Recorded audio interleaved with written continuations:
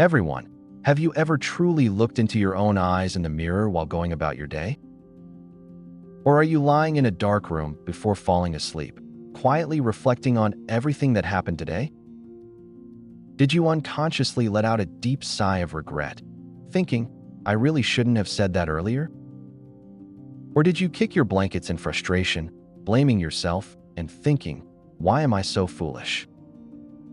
Today, we're going to talk deeply about self-esteem, one of the most misunderstood words in our daily lives.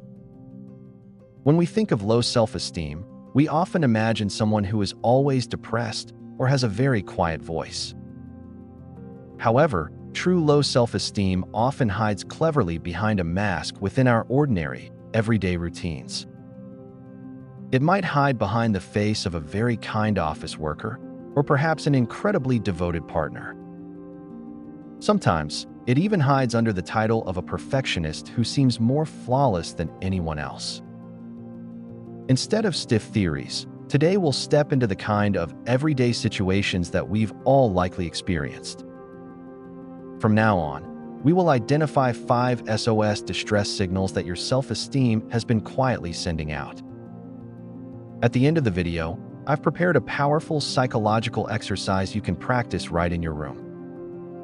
Tonight, I hope you take some time with me to warmly embrace and comfort your tired inner self. The first sign is becoming an automatic apology machine, constantly saying I'm sorry for no reason. Do you have a habit of apologizing reflexively, even when something isn't your fault at all? Imagine a situation on your morning commute in a crowded subway where someone steps on your foot. Even though it's clearly the other person's fault, you reflexively shrink back and say, "Oh, I'm sorry." The same thing happens at work when sending a necessary business email to a colleague for a request. You hesitate, opening and closing the email window dozens of times, eventually filling it with apologies. Do you habitually write things like, "I'm so sorry to bother you when you are busy, but I apologize for the trouble"? Psychologically speaking, there is a massive difference between being polite and this kind of behavior.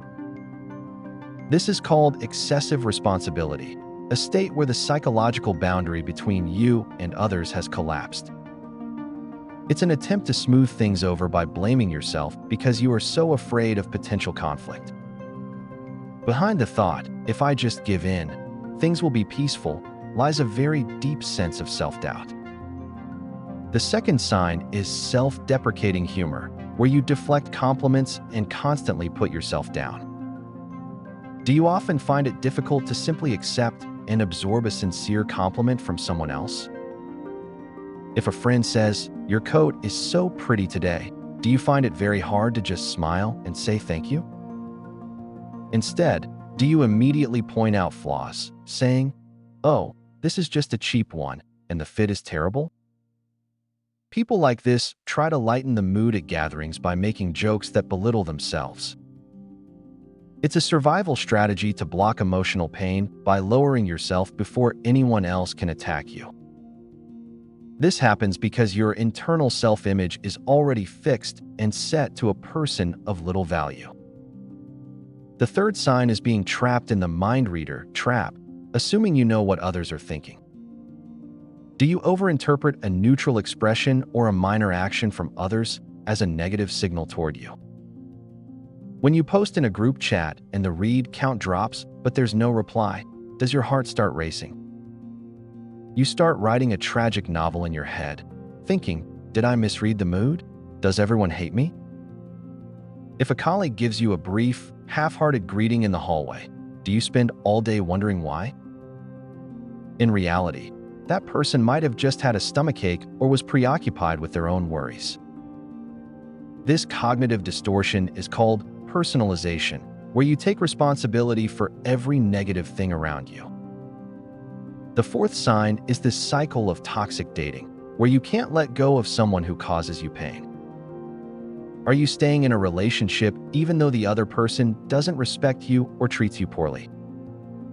Though you know intellectually that you should break up, you find yourself clinging when faced with the actual end. This is due to the false belief, If this person leaves me, who else would ever want to meet someone like me? It's a sad state where you can't determine your own value and have left it entirely up to someone else. Low self-esteem makes you falsely believe that a bad relationship is better than the fear of being left alone. The fifth sign is imposter syndrome, believing you are completely useless unless you are absolutely perfect. This is a sign that surprisingly often appears in perfectionists who appear very competent to the outside world. Even after achieving much better results than others, compliments like "great job" don't bring you any joy. Instead, you feel anxious, thinking, "I was just lucky this time. Soon everyone will find out I'm not that good." With just one tiny, minor mistake, your entire sense of self-worth collapses like a house of cards. The internal cry of "I'm only worthy of love if I'm perfect" has turned into a whip against yourself. As you listen to this, did you find yourself thinking, "Oh my goodness, this is exactly my story"? But please, it's okay. This isn't happening because you are inadequate or because your willpower is weak. Self-esteem isn't a fixed height you're born with. It's an emotional muscle that changes constantly like the weather. Your past actions were simply a protective wall built by a fragile heart that was desperately afraid of being hurt. Now, it is a precious time to take the clay of our bruised hearts and mold them into something round and smooth again. Even if it's not a grand meditation, I'll share an exercise you can start right now on your bed tonight. Step 1 is to install a CCTV in your mind. This is a training exercise to separate your emotions from the facts. When our brains feel anxious, they use our full imagination to write out the absolute worst-case scenarios. If you're in a situation with no reply, open your phone's memo app and divide the screen into two halves. On the left, write your emotion, "They are ignoring me." On the right, write only the fact, "There is no reply yet." Then ask yourself, does this clear, simple fact absolutely prove that sad story I wrote in my head? In reality, there are many reasons, like them being busy or asleep. This is an exercise in dropping the anchor of facts. Step 2 is to immediately fire the harsh judge inside you and hire your own best friend instead. How many cruel and sharp words do you spit out at yourself whenever you make even a small mistake? If your dearest friend had made that exact same mistake, what kind of things would you have said to them?